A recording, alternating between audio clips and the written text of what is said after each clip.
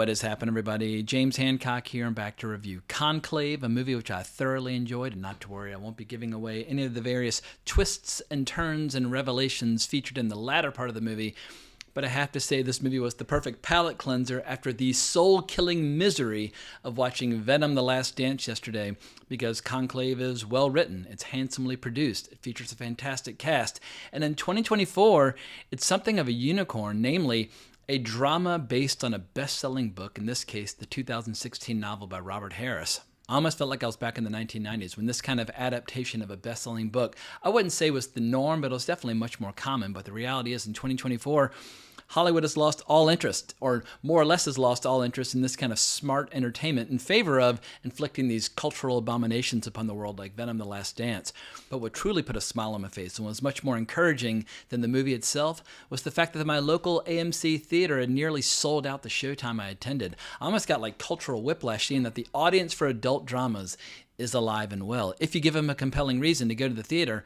And with a reported budget of only $20 million, I think this movie's going to perform just fine. Early tracking suggests that the film's going to open somewhere between like $4 and $6 million. So I think over the next few weeks, this movie will easily get over the break-even point and hopefully enjoy a nice little profit. Now, smarter people than myself have pointed out, if you're dying of thirst in a desert, it's easy to overpraise the taste of water if and when you find it. So I want to avoid falling into the trap of overpraising this movie just because of what it represents. But let's start with a brief synopsis of what the movie is all about. Conclave is a 2024 mystery thriller film directed by Edward Berger and written by Peter Strawn, based on the 2016 novel by Robert Harris. The film stars Ralph Fiennes, Stanley Tucci, John Lithgow, Sergio Castellitto, and Isabella Rossellini. In the film, Thomas Cardinal Lawrence, played by Ralph Fiennes, organizes a papal conclave to elect the next pope. When the vote is split between several candidates, Lawrence investigates secrets and scandals about each one. Now, just out of curiosity, I'm taking a quick glance at some of the previous credits of the screenwriter Peter Strawn, and it should come as no surprise to anyone that he also wrote Tinker Tailor Soldier Spy from 2011. I prefer the Alec Guinness show from the late 70s, but I do really enjoy the 2011 film as well. I think it's well worth seeing, even if we could acknowledge that the original show and the original book, which is somewhere around here, right there, is far superior. But he's a screenwriter who I'm going to pay much closer attention to moving forward, because I feel like every time I see a movie that he's written, I tend to be impressed with the final product. But I should add that this is the first movie I've seen by German director Edward Berger, but I'll be watching his movies from now on. I skipped his version of All Quiet on the Western Front because I'd already read the book and seen the Lewis Milestone movie from the early 30s, and I felt like I'd already kind of had my fill when it comes to All Quiet on the Western Front, but I know it got a lot of awards attention and a lot of people really enjoyed it. But having now been exposed to Berger's work, he's the real deal. I feel like one of the biggest challenges for a director tackling a story that almost exclusively features cardinals having like little clandestine meetings in rooms is how do you open it up, make it feel like a real cinematic experience. And on that front, I think he deserves an A+. I was happily surprised at how frequently he managed to tell the story visually instead of relying exclusively on the dialogue. And admittedly, the dialogue is great. I don't know if that comes more from the book or from the screenwriter, but the dialogue is absolutely first rate. But when you have a screenplay as strong as this one, I imagine the director had to make like a concerted act of will to avoid making an overly talky movie. And there are a couple of really interesting sequences early on where you can tell, oh, this director is going to tell a story visually when he can. Like the movie begins with the death of the Pope. And as they're preparing the body and removing it from the chamber, and this is a very, very mild spoiler, but it doesn't give away the plot. It's just giving away technique. But the entire sequence unfolds without any dialogue. It's just the sound effects of people like zipping up the body and transporting it. And you're like, whoa, we're basically getting like a little 3 or 4 minute montage of what it feels like to be a dead body being removed from the Vatican. And I found that absolutely fascinating. And there are all these beautiful angles that he employs throughout the movie, but just little subtle details like there'll be a dramatic scene where just like the wind ruffling a stack of papers could have enormous dramatic impact, because once again, this is not an action-driven movie. It's not a spectacle-driven movie. There's definitely the looming threat of violence in the background, and you're well aware of the fact that there have been a few terrorist attacks in and around Rome during the proceedings contained within the movie. But the director also avoids yet another trap where if you're shooting a movie in Rome and at Cinecittà Studios and in and around the Vatican, the director obviously has an embarrassment of riches to choose from. I visited the Vatican back in 2019, and here I am looking like an absolute serial killer in front of Raphael's The School of Athens. But what you don't want with a movie like this is turning your movie basically into the cinematic equivalent of a tourist trap or a really flowery travelogue where you're just advertising people, come to the Vatican and have a great time, because the movie instead chooses to focus on all like the hidden passageways and all these secluded chambers deep within the Vatican that only the cardinals are able to explore when they're in seclusion for the election of a new pope. And I found all their old school rituals to be absolutely fascinating. Just something as simple as like making your vote, and there's like one election after another, because you have to have a 2/3 majority to elect a new pope, and until you get to a 2/3 majority, you just keep having elections over and over and over again.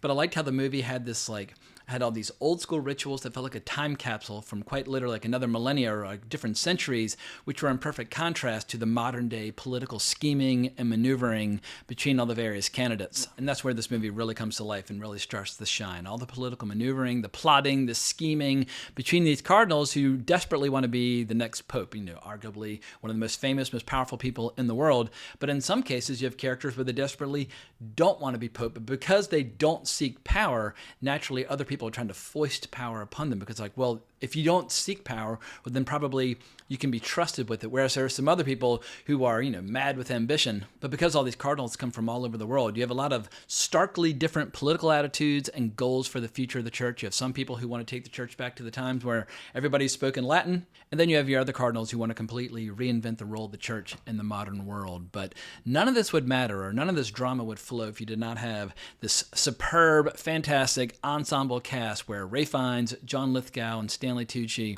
they just go to war, and it's just delightful. Like Ralph Fiennes, he's absolutely incredible. He's one of those rare cardinals who does not seek additional power, but surrounding him are all of his more ambitious peers who are plotting the ruination of the reputations of their rivals and possibly invite more scandals that would reflect horribly on the church. But I frequently got chills right down to my bones throughout the movie. But I think Ralph Fiennes' finest hour in this movie is during a scene that's featured prominently in the trailer where he's cautioning against certainty. And he talks about how with certainty, well, then you remove doubt and you remove mystery. And in the absence of doubt and in the absence of mystery, well, then there's no reason for faith. And I feel like absolute certitude is one of the biggest blights plaguing the modern world, and so that scene really spoke to at least to my values. But with Lithgow and Tucci, you can almost see like this visible sense of relief on their faces that they're like, oh my God, like we actually have like a good screenplay based on an interesting book with an interesting director. You mean we actually get to make a movie and make like a real drama for adults? Like you can just tell like they're exercising muscles that so rarely get exercised in the modern Hollywood. And when you see just how good they are, what they do, it's like, more, please. More movies like this, please. Like, why can't we have like a couple movies like this every year? And fingers crossed this movie is going to get some awards attention early next year, because the movie just flies by. It's got a 2-hour running time, but it's like, it's just over in a second. It never feels bloated, never feels pompous or overly ceremonial or overly pictorial. This is a lean and mean little political thriller full of intrigue and secrets. And the only downside is that I got a little depressed. Not because the movie's a particularly depressing story, but just because these kinds of movies are in such short supply. As people often say, we live in an era of tent poles and tadpoles, where movies either cost $2 million like Terrifier 3 or $200 million like Joker Folie à Deux. But the mid-range movie, the $20 million prestige movie geared toward an adult sensibility that doesn't forget that it also needs to be an entertaining show.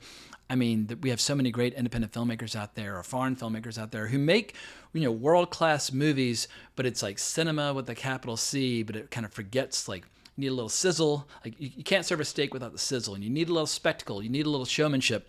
This movie does not forget the cardinal rule that people are paying for entertainment. If you want people to go to the theater and pay money to see your story, entertain them. All your art, all your insights, all your commentary, it all has to take a back seat to, first and foremost, this has to be a show. This is a commercial medium, and in the absence of people buying tickets, the art form will go away. So I'd love to see entertainment like this make a major comeback, but once again, people have to vote with their dollars, so this is me doing my part, banging the drum on the movie's behalf, but I don't think I'm going to have to try very hard, because I think anybody who sees it, I think the chances are high that they're going to have a very favorable reaction, and I imagine that the word of mouth on this movie is going to be very strong. And it's one of those movies that I think can stay in the theater for months and play through award season, or at least I hope that'll happen, because around Thanksgiving or around Christmas, this is the kind of movie that people above a certain age are going to be like, craving and hungry for. And I just hope it won't kind of get lost in the shuffle of all the big fall kind of art house and prestige movies that are coming out, because we have yet another big prestige drama coming in December, which might steal some of its thunder. I've not yet seen The Brutalist, but The Brutalist is a 3-hour historical epic made for only $10 million. But the movie's got a lot of heat on it, a lot of anticipation. But I just love the idea that somebody's like, you don't need $200 million or $300 million to go off and make a big, giant historical epic. You can do it with $10 million if you spend your money wisely. And yeah, I'm just rooting for these kinds of movies to make a comeback, because they are in such precious short supply in the modern day entertainment landscape. So if you find yourself frustrated by giant steaming piles of dog shit like Venom: The Last Dance, well then consider going to see Conclave this weekend and playing a role in these movies, regaining a toehold in the modern day movie biz. But I think it's time to wrap this video up. Hope you enjoyed this brief review. If so, please consider liking the video, subscribing to the channel, hitting that notification bell. But I hope everybody has a great weekend at the movies, but more importantly, as always, onwards and upwards.